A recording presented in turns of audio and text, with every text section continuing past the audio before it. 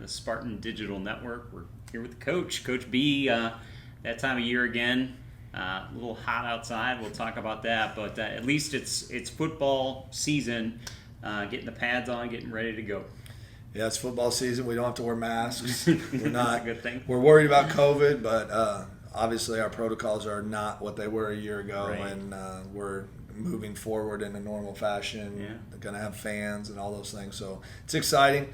It's exciting to get back going, and Right. it's been a short off season, but at the same token, it kind of feels like a long time since we've been back to normal. So it feels good. And you use the word normal. I was going to talk about that. How does it feel to be back normal? Like, camp is in the fall, and we're getting ready for games in August and things like that because of what we went through in the spring and everything we've been through for the last 18 months. Is it kind of feel like riding a bike, getting back into it, or is it a little different this year, you think? A little bit of both. I think there's a little bit of differences. One of the things, just because we couldn't have team meetings and our training camp wasn't the same as it is now, we've got guys who have been here for over a year and they're hearing some things for the first time because we're having team meetings, and what is training camp really like? They didn't go through that. So for us as coaches, it's kind of, we get back into it. It's a little bit more normal and riding a bike for us, but I think it is different for now 2 classes rather than just one. Right. Exactly. So what's it been like, Coach, now that they're back on campus? I saw the move-in day. Obviously, some cool photos there, but you've had your physical day on Sunday. Now you've had practice for 2 days. What's that been like? Well, again, I love training camp. I love this time of year because this is really where you get a lot of unity. You don't have the distraction of classes. They're just here. They're athletes. They're here. Eventually, they're going to be student athletes, but right now they're athletes, Right. and it's great. We get to spend all day with them, talking football, getting them better. It's great to be back on campus and see the buzz, and you walk in the SRC and you got the volleyball team there, and you got soccer up here, and it's just fun. I love that campus. To me, the atmosphere on a college campus in the fall, there's nothing like it. All encompassing, all the sports that are going and all the activity. It's a fun time. It is the second week in August in St. Louis, though, and obviously just in time we get this heat, and so that kind of throws a wrench in things right away. You guys are on, day 3 of camp, and we're shooting this up in the press box because there's nothing happening on the field right now, so obviously some adjustments right away. Yeah, actually, out of our 3 days, this will be the second night practice that we have. Right. We were able to go in the afternoon in our normal kind of 4 o'clock hour yesterday, but Monday night we were pushed to 7 o'clock, and then again tonight we were pushed to 7 o'clock, and the heat's supposed to be here through tomorrow. So Right. The good news is, just again from years past, is something that we know is very likely being in St. Louis and being second week in August, and we have a plan B. We go into training camp with a plan B all ready to roll, so it's seamless. As soon as we get the call that, hey, it's too hot, we can't go, boom, we're automatically adjusting. The guys handle it pretty well, and the only thing we worry about is really the acclimatization of the weather, because obviously if this is August 28th, at 6 o'clock we're kicking off, and our athletes got to be ready, and I think everybody kind of deals with that. What does that look like? A couple of years ago, we were talking about this last night. We played Lyon, and it was a 5 o'clock start, and it was like 98 degrees at the start. Right. So, and we had guys cramping, and it was kind of a mess. So that's more where I worry about things, but we've got time to get them acclimated, and we'll be all right. So the question that Kevin and I were talking about before we came on air was, what about the football IQ? Because you did have the advantage of spring actually playing against competition. Spartans overall were in every game outside of the frozen tundra game, of course, the first one. But outside of that, the Spartans really had a great spring season. So how much of that is carrying over now into the fall? I think a lot is, and it's different because some of the freshmen, Cameron Sloan, Kevon, the freshmen that played a lot last year, they're like, well, Coach, we picked things up pretty quick. Like, yeah, but you had 3 months to get ready. The freshmen this year are in a normal year where they've got 5 days to learn playbook, and in those 5 days, we're installing new stuff all the time. And so some of the freshmen, they pick it up at different waves, but the reality is our depth chart's not set after the first week or even training camp. Right. You know, we're always evaluating, and when it clicks, and we'll be able to get those guys in. But that's why we preach so heavily. If you want to travel, you want to get involved early, get involved in special teams. Right. Because Right. the playbook is not that hard. Go run down and tackle someone. Go run down and tackle somebody, right? It's pretty easy. Go do your job, block somebody, tackle somebody, and then you build in the rest of it. But Right. That's right now their heads are swimming a little bit, but that's pretty typical. Yep. Every team is different, obviously, and it's probably not a fair question on day 3 and, you know, sort of what we're going through right now. But, you know, every team also will hang its hat on something, you know, and so can you really know what that is right now? Is it your quarterbacks, your running backs, your wide receivers? Is it your line? Is it your linebackers? Like, what will be sort of like the strong areas, not necessarily individuals, because that's going to happen, but strong areas that you Right. say, hey, this is what we're going to hang our hat on this year? I think it goes to what we saw in the spring. You know, defensively, we get a lot of guys back. Defensively, we did a lot of good things in the spring. Offensively, I think we can hang our hat on our offensive line. They're pretty much all back with the exception of Cody Markle and Right. and a lot of veterans. They know what's going on. So those two areas, I think we can really hang our hat on, and we got to figure it out. I think running back wise, Darius Morrison's put in a ton of work, and then you also have Devin Wills, who's healthy now, Jordan Benavides, who we know what he can do, Yep.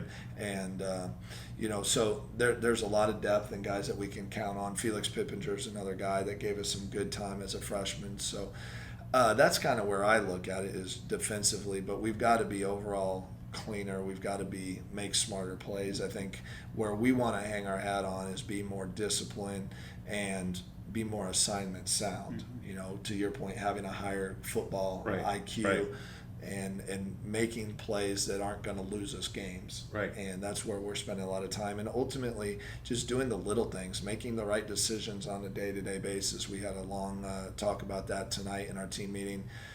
And I'm seeing things that we're operating at a different level than maybe what we have in the past. You know, just even the littlest things. You know, walking up here, something that just caught my eye walking through the locker room, the three of us, was how clean it was. You know, and Yeah. that's what we ask them to do. Yeah. But sometimes it's hit and miss. You know, guys might leave stuff out on their locker, and they're really buying into those little details, and that adds up. It really does make a difference. Well, it definitely did, because I said something to you.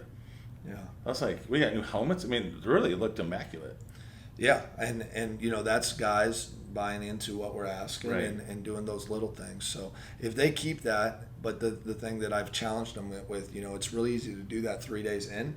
What Right. are you going to do in October? What are you going to do in November? Right. Because our goal is the same as everybody else. We want to go win a conference championship. Right. And to do that, you've got to stack day after day after day, and you can't have any in between. You know, we talked Right. about do you have choices or options, and that we really don't have choices, because if we want to go be great, we've got to run that sprint. Right. We've got to Right. get that practice in. Right. We've got Yep. to go do things, you know, and so that was just something that we talked a lot about tonight, and getting them all on the same page to understand that if you want to go be great, you really don't have a choice on whether you're going to push it.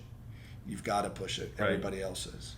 So I don't have the schedule here in front of me, but it looks a little bit different, not just because we're playing in the fall, but different opponents, you know, Madonna and Roosevelt and things like that. Talk a little bit about that process. I know that kind of changed a year ago, but the process of putting together, you know, that schedule and what you know about some of these sort of new opponents that you're going to be playing. Yeah, Roosevelt, we were supposed to play in the spring. Right. And Yeah. that would have been the That first didn't time we happen. played them. Yeah. And Right. that didn't happen. We were just so banged up that we ended up having to take a forfeit on Right. it, and hated to do that, but it was just the right thing for us, and Right. because we were so banged up. But they're a very good football team. Very good football team. They were competing at the top, almost made the playoffs this past year. Madonna, Judson, those are two new teams that are in our league. Yep. Don't really know much about them. They're both first-year programs. Judson, I don't think played at all last spring. Madonna played a couple games. Don't know a lot about them. But then you've got Iowa Wesleyan on there as well. So, and Iowa Wesleyan, we don't know much about them. They were Division III, now transitioning back to the NAI. So, like you said, a lot of new opponents. To me, I think it's very favorable to us. You got guys that are first-year programs, and we've got to show up and do our part. But, just looking back, I know there's a lot of challenges in a first-year program. So Right.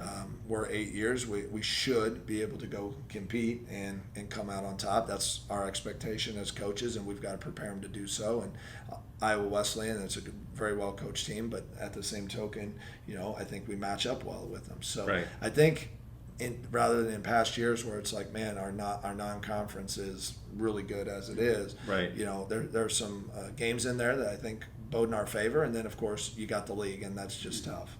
Well, and I think the other thing you have is you have 6 home games. And that's going to prove to be great. I mean, we're looking at right here. I mean, this is a great venue for football at the NAIA level. Our administration has done a fantastic job with the facilities that we have, and certainly where we're at sitting now. So my question, Coach, is walk us through maybe just the next 10 days, because we know that's really going to be the window you're evaluating players, and maybe for our fans' sake, let them know on where a couple of scrimmage days are, because I know Kevin and I will be out for that. Yeah. And then we can bring some behind-the-scenes footage of that. Sure. So, I mean, the next 10 days is, again, kind of in our training camp mode. Right. We don't get to go full pads till Friday. So we have Okay. tonight and tomorrow we're in helmets, shoulder pads, then we are able to go full pads on Friday. We'll go at it pretty good on Friday, but then Saturday from 10 to noon, Okay. we'll be doing our first scrimmage. Okay. And that'll be our first opportunity to really get guys reps, see what they do Right. in game situation. There'll be a lot of mistakes, a lot of ability to coach off of film and get stuff fixed, so that'll be good. Then we go into week 2 and we start kind of tailing off on the install a little bit, focusing more on situations, moving into next Saturday. So we're talking like the 21st. Right. And we're still not finalized. We don't have everything finalized, but we're working on potentially doing a scrimmage against Greenville College right here at Spartan Field at potentially 5 o'clock. Now there's details that we're working out with our administration and stuff like that, because there's a whole bunch of welcome weekend events going on, and still not 100% sure if that's going to happen, but that's what we're working for. Okay. Of course, that would be the first time that we'd ever do a scrimmage against another opponent during training camp, and I think it could be really good for us, because we need to see, our guys need to see somebody new before we go into that first game. I think that's something that I've evaluated over the years, that we go 2-3 weeks seeing the same guys, we get lulled to sleep a little bit, and then all of a sudden, boom, we're playing Lion, and it's different cats, and we're not quite as prepared as what I'd like. So we're going to hopefully get that pulled off. If not, we'll do some type of scrimmage, but I don't know exactly when that would be. But we're working on 5 o'clock on the 21st. And then your following week is game week. Game week. Yeah, I was gonna say it feels weird to think about that maybe 2 scrimmages, the one happening on Saturday and in Greenville, potentially the following Saturday. Right. We'll keep you, for those that are watching this, we'll keep you up to date if that schedule changes. Guy will do a good job with that, I'm sure. But then then you're in a game, but you're 17 days away from doing it for real. Right. Yeah, and you haven't put pads on yet. That's no, crazy. No, it is crazy, and that's one of the things I think that we're a little bit used to, because we typically have about 18, 19 days in a normal year, but it just goes so fast. Yeah. And that's why we're really focusing on not getting too much stuff in, so that we can, do our base stuff, be good at it. And the thing we've talked about as a staff is, let's take our playbook offensively and defensively, and let's work for more depth, not as much width. Right. So we may look pretty vanilla in week 1, but our goal is to go out and execute it at a higher level than maybe what we have in the past. Right. Tell you, 17 days, that just hit me. Yeah. Thanks for You're welcome. Yeah.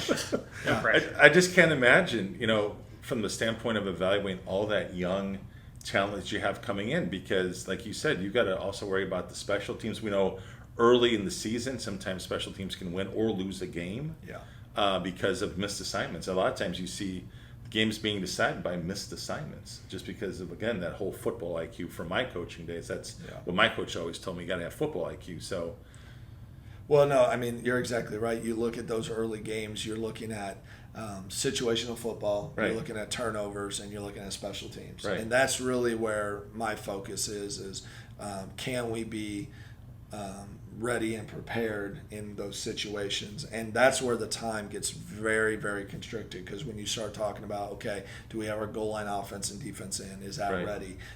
Do we have our short yardage goal line offense, or short yardage offense, and all these little situations that pop up?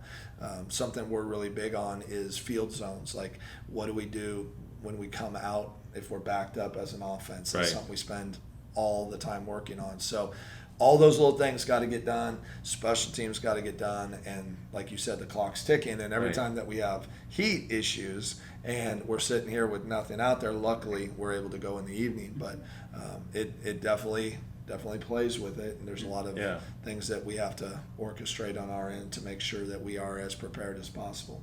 This statement actually is for Guy, because I want you to talk a little bit about what the ongoing camp reports are going to look like after today. I know we got some scrimmages, but just talk a little bit about what we're doing to cover this. Yeah, so a couple of things that we're doing is we're going to be bringing on some actual guests from some other schools actually that are come up, get a chance to see the Spartan family. So you'll see we're just going to be special reports, but Kevin and I are going to be at the scrimmages.